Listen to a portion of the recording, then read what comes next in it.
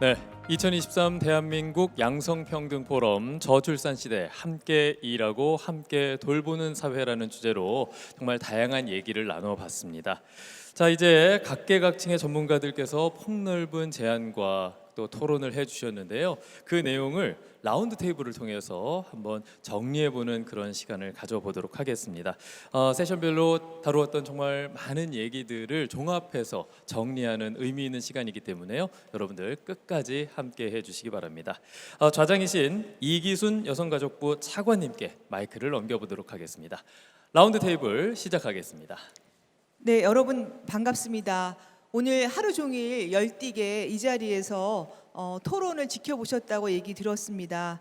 오늘 여기에서는 그 이 세션 좌장을 맡아서 진행해 주신 백희영 전 여성가족부 장관님, 그리고 토론을 함께 해주신 최슬기 국토개발연구원 국제정책대학원 교수님, 그 다음에 3세션 좌장을 맡아 진행해 주신 이인실 한반도 미래연구원장님과 발표를 맡아주신 전용호 인천대 사회복지학과 교수님께서 함께해 주셨습니다.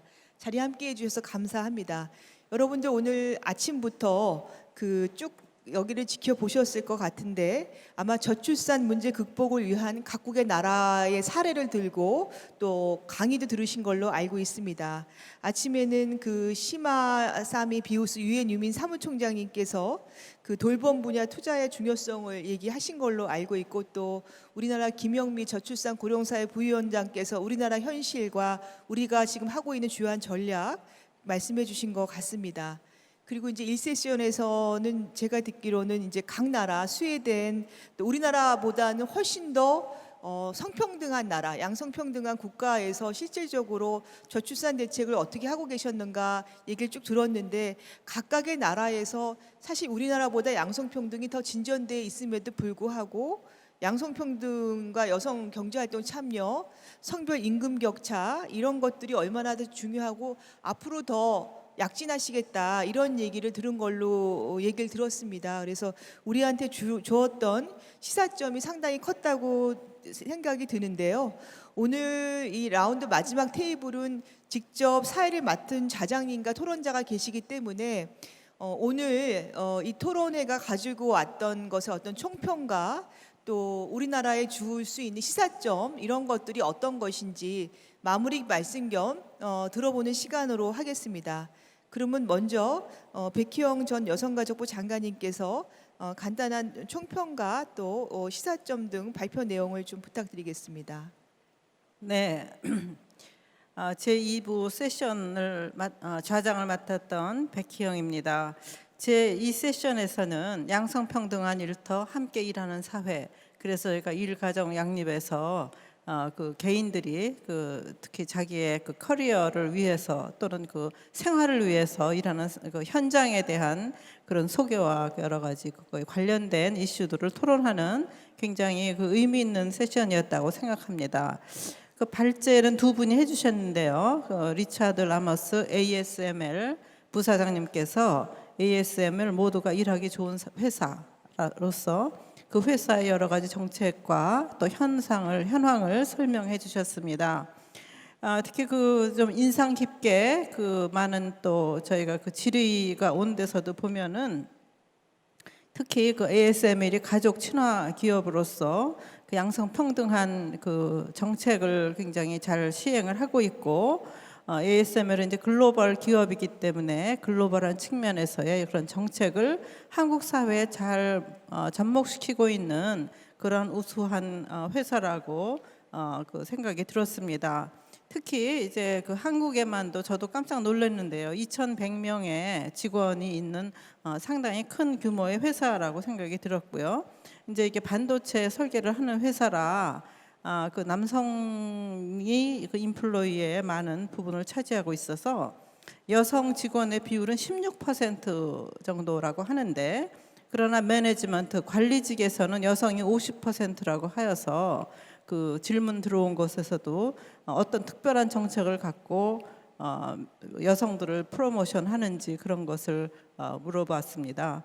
예, 그 부사장님께서는 하여튼 여러 가지 그 다이버시티 앤 인클루전, 다양성과 포용성을 가진 정책을 시행하면서 온 그런 자연스러운 결과다라고 답을 주셨습니다.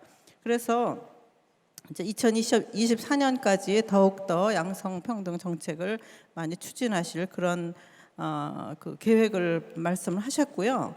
그 사회적인 여러 가지 변화 트렌드, 지금 그 ASML 직원들은 80%인가가 40세 미만으로 굉장히 젊은 워크포스가 많다. 그래서 이제 일가정 양립 정책에 대한 여러 가지 수혜도 굉장히 많고, 그래서 그런 것에 대한 그 적응을 회사도 자꾸 빨리빨리 하도록 노력을 하고 있고, 그 회사 차원뿐만이 아니라 이제 사회적인 가치를 추구를 회원들과 사원들과 같이 하는 그런 정책을 가지고 있어서, 특히 사회공헌을 위해서 이제 그런 부루 시설에 도네이션을 한다든지, 그런 또 스템 에듀케이션 교육 분야 그런 데에 그 공헌을 직원들과 같이 하면서 굉장히 다양하면서 그 역동적인 그런 회사로서 지향하고 계시다는 그런 소개를 해주셨습니다. 두 번째 연사는 펄듀 대학의 경영학과의 석좌 교수이신 엘렌 얼스트 코색 교수님이셨는데, 이분은 일과 삶의 균형 전략에 대한 굉장히 그 국제적인 권위자로서 실제로 이제 양성 평등이나 또는 모두를 위한 평등 또는 일가정 양립 그런 것에 대한 어떤 그 표면적이나 또는 겉으로 이렇게 좋은 그런 그렇게 보이는 정책들이 사실은 내면으로 파고 들어가면은 굉장히 여성들한테 오히려 양날의 검으로서 커리어를 오히려 어렵게 할 수 있는 그런 실질적인 문제들이 있다는 굉장히 그런 그 현실적인 그런 내용들을 많이 포함하고 계셔서 굉장히 저희들한테 느끼게 해주는 바가 많았다고 생각이 됩니다.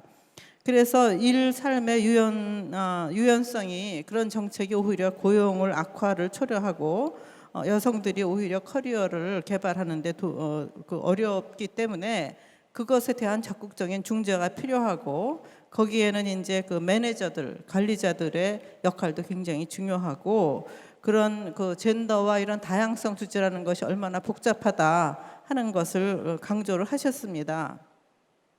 그래서 이제 임플로이먼트 고용에서의 표면적으로는 성중립적으로 보이는 정책들도 실제로는 중립적이 아니고 그것이 갖고 초래하는 그런 결과들이 상당히 저희가 생각하는 것과는 다르다는 그런 내용들도 많이 해주셨고요.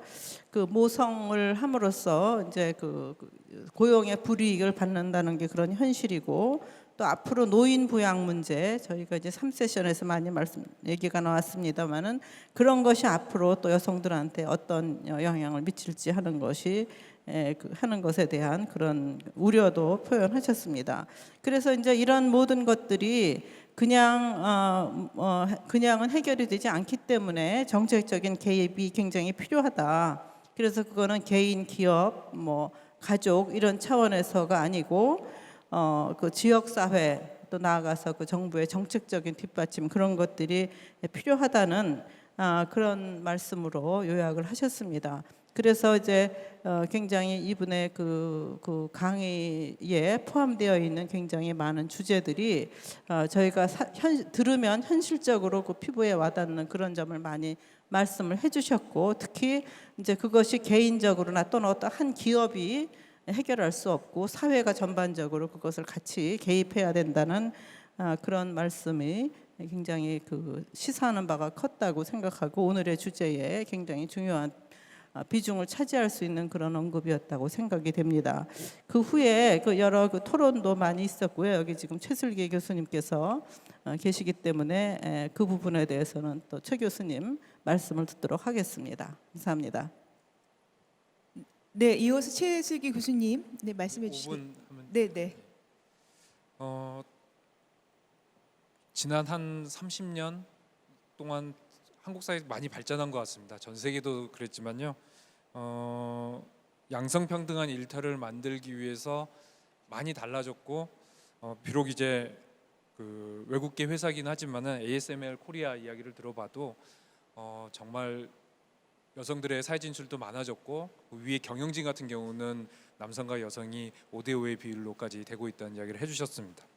그럼에도 불구하고 관리 직군에는 아직도 여성의 비중이 남성보다는 훨씬 더 큰 차이 날 또는 적을 정도로 앞으로도 갈 길은 좀 많이 남았다라는 생각이 하나 들었고요.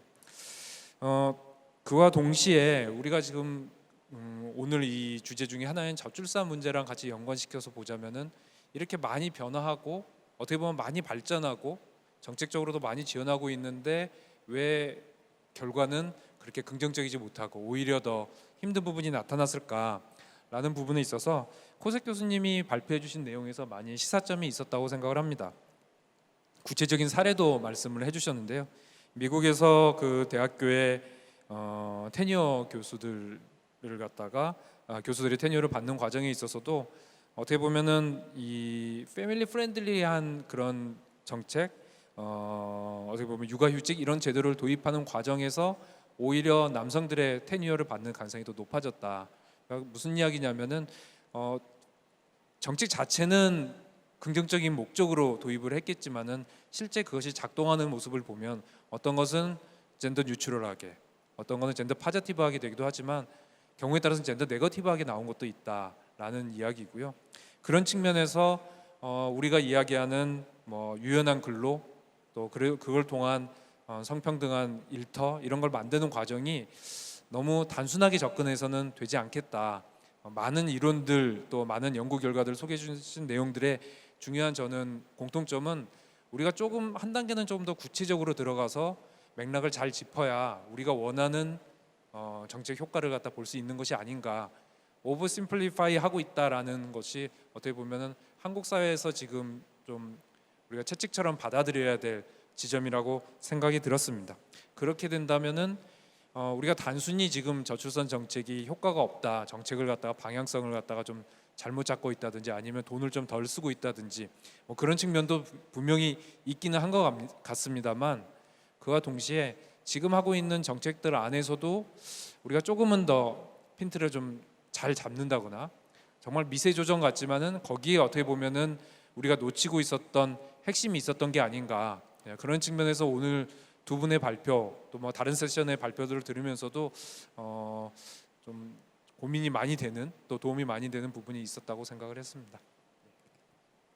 네, 우리 백희영 여성가족부 장관님과 최슬기 교수님 얘기를 들어보니까 이 세션 내용이 무척 알찼던 것 같고 저는 직접 그 강의를 못 들었지만 지금 정리해 주신 내용을 들으면서 사실은 우리나라에서도 그 제도를 좋은 제도를 많이 담은 남녀고용평등법 오늘도 지금 그 개정안을 정부가 내고 있어요. 예를 들자면 육아휴직을 2학년까지만 하다는 것을 12살까지로 늘리는 뭐 그렇게 확대하고 있고 아빠 출산휴가도 5일에서 열흘간을 주고 있고 상당히 제도는 좋아지고 있습니다. 근데 말씀드린 것처럼 그 정책의 스펙트럼이 조금 더 다양화돼야 된다는 부분들이 이런 제도의 혜택을 받을 수 없는 또 그 중소기업이라든가 아주 작은 기업이라든가 비정규직 여성의 일자리라든가 이런 경우에는 여성들이 사라지거나 일자리가 사라지거나 아니면 뭐 제도 혜택을 못 받거나 이런 부분들은 항상 정책을 만들어 와서 고민이었던 것 같아서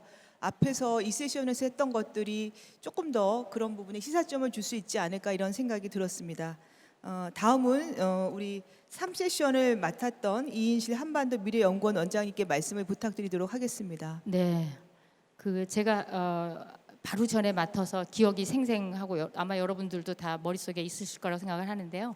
오늘 주제가 저출산 시대에 어떻게 함께 일하고 함께 돌보는 사회를 만들어 나가느냐가 우리 양성평등 포럼의 주제가 된 가장 중요한 이유는 우리가 정말 전 세계 유례를 찾아볼 수 없는 저출산에 들어갔다는 얘기죠, 그죠? 그래서 실제로 숫자를 보면 저는 경제학자였는데 이제 이 한반도 미래연구원이라는 그런 연구원을 맡은 게 1년밖에 안 됐어요. 그리고 저는 이제 정년 퇴임하고 나름대로 치열하게 살았기 때문에 좀 여유로운 생활을 보내겠다 생각했는데 제가 학교 있을 때보다 더 치열하게 고민하고 연구를 하게 되는 것 같습니다. 연구를 하면 할수록 그리고 우리 가지고 있는 인구의 숫자를 보면 볼수록 정말 요즘 애들 표현만 따라 후덜덜입니다, 진짜. 예를 들어서 지금부터 2040년까지 생산 연령 인구가 1년에 한 30에서 50만씩 없어져요. 예를 들어서 2030년까지 이게 그냥 인구가 아니고 우리가 인구는 2021년부터 줄어들었는데 생산 연령 인구가 한 뭐 부산시 하나 정도가 없어진다 이렇게 생각하시면 됩니다. 그래서 그 굉장히 심각한 상황이고 아마 오늘 이거에 관련해서 돌봄에서 첫 번째 발제자이신 최윤경 본부장이 왜 이렇게 저출산이냐를 몇 개를 했어요. 뭐 높은 주거비, 낮은 공교육에 대한 신뢰도, 또 사교육비가 높고 경쟁이 너무 치열하다. 그리고 사회적에 대한 그런 신뢰가 너무 낮고 또 부모 역량에 대한 자신감이 없다.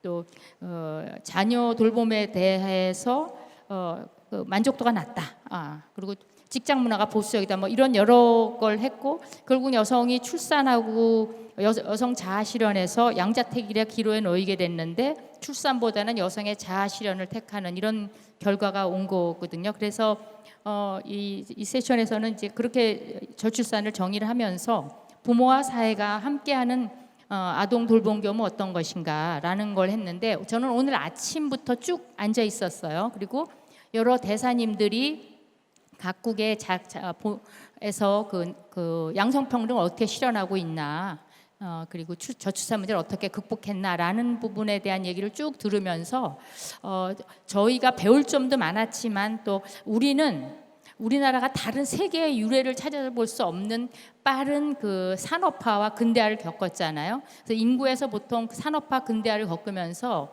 그 데모그래픽 트랜지션을 겪는다고, 인구 전환을 겪는다고 얘기하는데 우리가 그 전환을 다른 나라보다 매우 빠르게, 경제 발전도 압축 성장을 했지만 인구의 전환도 매우 빠르게 하고 있어서 이런 돌봄 체제도 한국형을 만들어가고 있는 것이 아닌가. 그리고 그래서 빠르게 제도를 만들고 여러 제도를, 아까 장기 요양보험도 그렇고 뭐 관련된 기관들을 만들고 제도를 만들어 나가는 과정이고, 오늘 많은 토론들은 어떤 느낌이었냐면 그런데 이제 상당히 그러면서 그 과정에 사각지대나 회색지대가 막 만들어지고 있거든요. 이걸 어떻게 줄여나갈 것인가.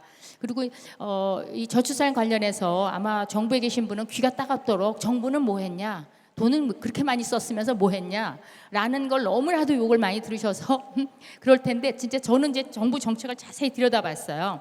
2016년부터 저출산 고령화 계획에서 2조부터 시작해서 작년에 51조 7천억이고 올해 2014년도 예산안이 나왔는데 방금 이기순 차관님이 말씀하신 것처럼 굉장히 많은 게 반영됐어요. 저는 설마 이 정도 나갈까 그랬는데 굉장히 앞서갔어요. 그래서 예를 들어서 뭐 육아휴직 하는 거를 12에서 16으로 늘리면서 나머지 6개월은 맞돌봄으로 하자라든가, 그게 반영될지는 모르겠습니다. 지금 말씀하신 것처럼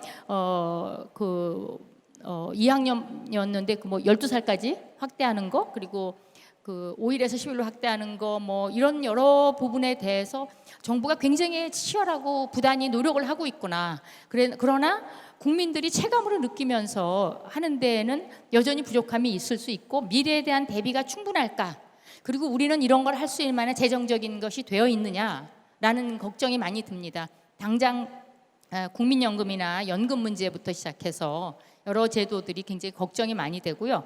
또 아까 질문에서 나왔던 것처럼 이런 과정에서 여성들이 상대적으로 많이 그 돌봄에 관한해서는 많이 희생되고 있고요. 제가 경제학자로서 느끼는 건데 제가 또 통계청장도 했었거든요.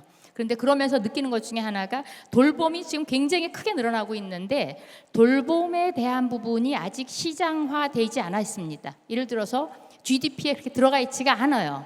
그래서 내가 예를 들어서 이런 거죠. 우리 앞집에 사는 분하고 우리 양쪽 집에 아파트에 있는데 노인을 각각 모시고 있어요. 내가 우리 노인을 모시고 있고 저쪽은 저쪽 노인을 모시고 있는데 그렇게 안 하고, 이건 안 들어가요. 아무것도 GDP에. 그러나 내가 아침에 출근해서 저 반대집 가서 그 노인을 돌봐드리고 또 그 집은 우리 집에 와서 우리 노인을 돌봐드렸다. 그럼 이게 GDP가 2배가 됩니다. 그래서 이런 거는 사실은 돌봄이 일어나고 있는데 그거를 충분히 시장 가치화하지 않고 안 했기 때문에 저는 여성이 좀 그런 부분에서 많은 희생을 갖지 않나. 그래서 그런 부분에 좀 체계화된 작업이 필요할 것 같고요. 감독 부분에 있어서가 제일 얘기가 많은 것 같아요. 그래서 아까 전용호 교수님도 그런 얘기를 하셨는데 상시적 돌봄 체제 있어야 되고 돌봄 노동자에 대한 좀 국가가 인증하는 그러한 공식적 인증 제도가 좀 있어서 그래서 좀 안심하고 활용할 수 있고 체계적으로 가야 되겠다. 그래서 이제는 우리는 그동안 제도를 막 만드는데 굉장히 열중했는데 이제는 조금 그 제도의 질을 높이고 그래서 돌봄의 퀄리티도 높이고 그 관리도 잘 해야 되겠다라는 게 저는 저희 세션에서 나온 중요한 얘기가 아닌가 제가 나름대로 이렇게 생각을 해봤습니다. 예, 그러면 제가 마이크를 전용호 교수님에게 넘기겠습니다. 네, 감사합니다. 앞에서 발표 드린 것처럼 결국에는 이 공식 돌봄과 비공식 돌봄을 앞으로 어떻게 가져갈 것이냐가 우리 노인 돌봄에 있어서 가장 중요한 과제인 것 같습니다.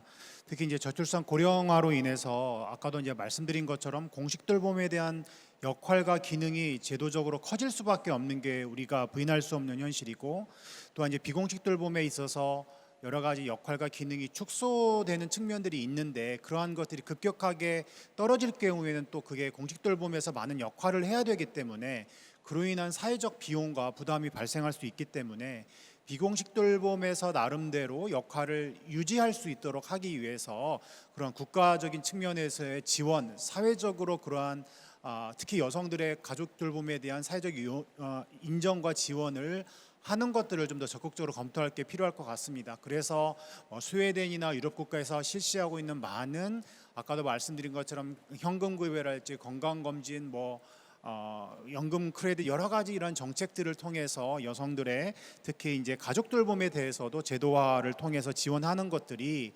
급격한 비공식 돌봄의 감소로 인한 것들의 문제를 좀 더 완화시킬 수 있지 않을까 생각을 합니다. 그래서 전반적으로 공식 돌봄에 대한 고도화, 체계화 그리고 품질을 잘 개선하는 것이 시급한 과제이고 비공식 돌봄 체계와 관련된 제도들을 새롭게 도입하는 것들이 되게 중요합니다.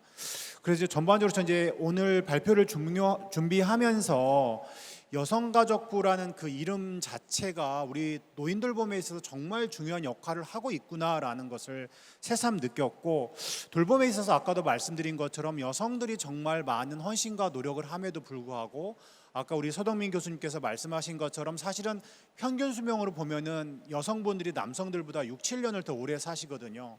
그러니까 평생 여성분들은 자녀를 위해서 헌신을 하시고 정말 배우자를 위해서 또 마지막까지 하다가 정작 자기의 마지막 노후의 경우에는 돌봄을 적대로 못 받는 경우가 많은 거죠. 그러한 것들이 있고 특히 이제는 저출산과 관련해서 이제 결혼을 하지 않는 비율들도 상당히 많고 1인 가구도 늘어나고 있기 때문에 그러한 분들에 대한 돌봄은 또 어떻게 할 것인가, 특히 이제 혼자 살기 때문에 비공식 돌봄에서 체계적으로 받기 어려운 가족 구조, 이제 이러한 것들이 정말 우리 사회에 직면한 과제인 것 같습니다. 이제 그러한 맥락에 있어서 우리 여성가족부에서의 여러 아까 말씀드린 정책과 방안들을 정말 고도화시켜서 대응하는 것이 우리 사회의 지속 가능성을 담보하는 데 매우 중요하다라고 봅니다.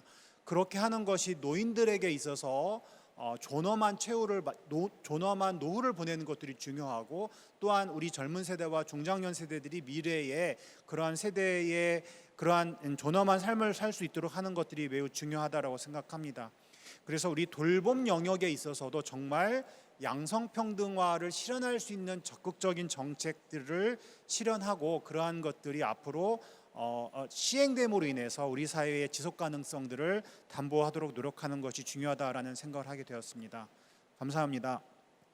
예, 말씀 감사합니다. 지금 3세션에서도 아주 중요한 얘기들이 많이 나왔던 것 같습니다. 지금 돌봄에 대한 또 다양한 의견들, 생각들 말씀 주셨는데 지금 우리 전 교수님 말씀하신 것처럼 1인 가구가 정말 많이 늘어나서 34%인가 이렇더라고요. 그래서 여성가족부가 지금 같이 하고 있는 가족센터, 전국에 있는 가족센터에서는 1인 가구에 대한 지금 얘기, 돌봄에 대한 부분들, 같이 또 이렇게 공동체를 만들어 하는 부분들도 가족센터의 주요한 사업으로 하고 있다는 말씀을 드리겠습니다. 지난해보다는 올해 더 저희가 저출산 또 양성평등 이런 걸 키워드로 해서 두 번째 이렇게 포럼을 했는데 좀 더 뭐라 그럴까요? 좀 구체적이고 알찬 내용이 심도 있는 얘기가 나왔던 것 같습니다. 뭐 예정에는 지금 없었는데 약간 시간이 남아서 혹시 플로어에서 얘기하실 분이 있으면 한 두 분 정도만 제가 얘기를 듣도록 하겠습니다. 혹시 의견 주실 분이나 여기 계신 우리 그 사회와 토론을 맡으셨던 우리 선생님들께 의견이 있으시면 물어보실 게 있거나 이러면 의견 받겠습니다. 아무도 안 계신가요? 앞에 충분히 얘기가 되셨나 보죠? 예, 저기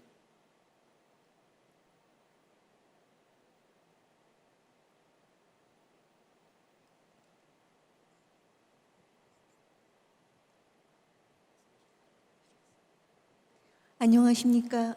이렇게 질문할 기회를 주셔서 영광입니다. 저는 국민의힘 당원 이경화입니다.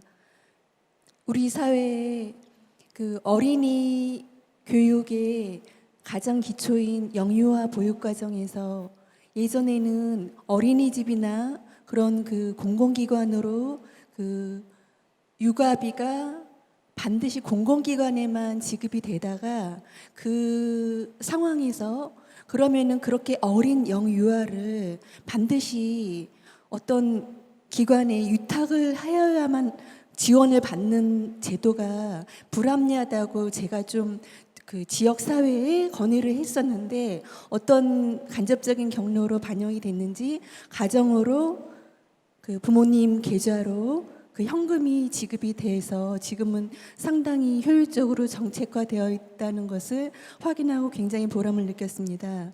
제가 지금 잠깐 스치는 아이디어로는 이와 같이 노인 가정에 그 지금은 노인을 돌보는 60대 자녀가 8, 90대 부모님을 보양해야 하는, 그리고 좀 더 젊은 가정은 50대 후반의 자녀가 80대 초반의 부모님을 돌봐야 되는 그런 시대가 되었습니다. 그러면은 그 영유아 교육비가 가정으로 지급되었듯이 그 노인 돌봄이 꼭 주간 데이 케어 센터나 이런 그 유탁 기관, 그 부작용이 많은 민간 경쟁 치열하게 그 시장에서 생성됐다가 또 쇠락하고 그러는 어떤 상업적인 기관으로 지원되는 게 아니라 그 영유아 돌봄 비용이 가정으로 지급됐듯이 부모님을 돌보는 그 중년 부모 가정에게 계좌로 그런 서비스 지원금이 지급될 수 있는 그런 제도도 한번 고려해 주셨으면 좋겠습니다. 감사합니다. 그 말씀하신 제도가 이미 지금 시행이 되고 있고요. 장교양보험 제도에 가족요양보호사 제도가 있어서 가족께서 요양보호사 자격증이 있으면서 노인 돌봄을 할 경우에는 일정한 급여의 액수를 지급을 하고 있습니다. 예, 감사합니다. 혹시 또 한 분 계시면 제가 말씀을 드렸기 때문에 받고 얘기하실 분 계신가요? 예, 없으신 것 같습니다. 아마 여러분들 하루 종일 또 계시느라 여러 가지 많이 또 피곤하셨을 텐데 오늘 끝까지 이렇게 라운드 테이블까지 자리 지켜주셔서 감사하고 여러 가지 이제 그 오늘 주었던 시사점들이 아마 정리가 되고 또 다른 부처에도 저희가 필요하면 전달해서 조금 정책적인 고민들이 좀 더 성숙할 수 있는 기회를 가지도록 하겠습니다. 오늘 라운드 테이블에 함께해 주신 우리 좌장님과 토론자 여러분들께 감사드리고 플로어에 계신 여러분들께도 감사드립니다. 함께해 주셔서 감사합니다. 네, 라운드 테이블을 이끌어주신 이기순 여성가족부 차관님과 각 세션을 이끌어주신 좌장님들 그리고 오늘 연사분들께 다시 한번 진심으로 감사의 인사를 드리겠습니다. 라운드 테이블을 진행해주신 연사분들께서는요, 이제 자리로 돌아가셔서 착석을 해주셔도 좋을 것 같습니다. 네. 정말 뜻깊은 시간이었습니다. 2023 대한민국 양성평등 포럼 참 다양한 주제의 얘기를 나눴었죠. 첫 번째 세션은 저출산 극복과 양성평등, 각국의 경험과 사례, 그리고 두 번째 세션은 양성평등한 일터, 함께 일하는 사회, 그리고 돌봄 걱정 없도록 함께 돌보는 사회 세션 세 번째까지 함께 했습니다. 자, 그리고요 앞서 기조 연설을 맡아주신 시마사미 바우스 UN 위민 사무총장님, 그리고 김영미 저출산 고령사회위원회 부위원장님께도 감사의 인사를 드리도록 하겠습니다. 특히나 이 자리를 채워주시고 빛내주신 참석자 여러분들, 그리고 온라인으로 함께하시는 우리 시청자 여러분들께도 감사의 인사를 좀 드리도록 하겠습니다. 어쩌면 세션에 참가한 토론해주신 그런 연사분들 이외에도요, 우리 모두가 함께 토론하고 고민하고 또 생각을 나누는 시간이 아니었나라는 생각이 듭니다. 한 분 한 분 의견을 저희가 여쭙고 고견을 들어봤으면 참 좋겠으나 이렇게 대신해서 대표해서 많은 얘기를 나눠주신 연사분들께도 감사의 인사를 드리도록 하겠습니다. 자, 2023 대한민국 양성평등 포럼 저출산 시대 함께 일하고 함께 돌보는 사회라는 주제로 오늘 세 가지 세션과 함께 라운드 테이블까지 진행을 했는데요. 정말 열정적인 논의가 이어졌습니다. 모두가 저출산 위기를 말하고 있지만요, 이를 돌파하고 극복하기 위한 노력이 있다면 위기가 아닌 목표가 될 수 있겠죠. 오늘 포럼이 저출산 극복이라는 목표를 위해서 저희가 한 발 한 발 나아갈 수 있는 등대 역할을 하기를 기대해 보도록 하겠습니다. 자, 이제 2023 대한민국 양성평등 포럼 마무리할 시간인데요. 이기순 여성가족부 차관님을 다시 한번 모시고 폐회사를 듣도록 하겠습니다. 차관님을 무대로 모시겠습니다. 여러분 큰 박수로 맞아주십시오.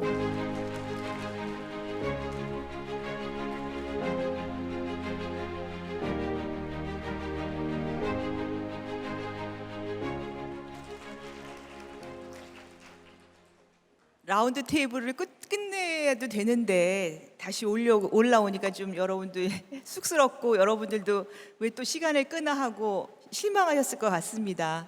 간단히 하도록 하겠습니다. 오늘 현장에서 그리고 온라인으로 대한민국 양성평등 포럼을 함께 해주신 우리 참여자 여러분들께 감사드립니다. 그리고 각 세션 진행을 위해서 애써주신 백희영 전 여성가족부 장관님, 이인실 한반도 미래연구원장님, 그리고 여러 연사님들께서 때도 감사의 말씀을 드립니다.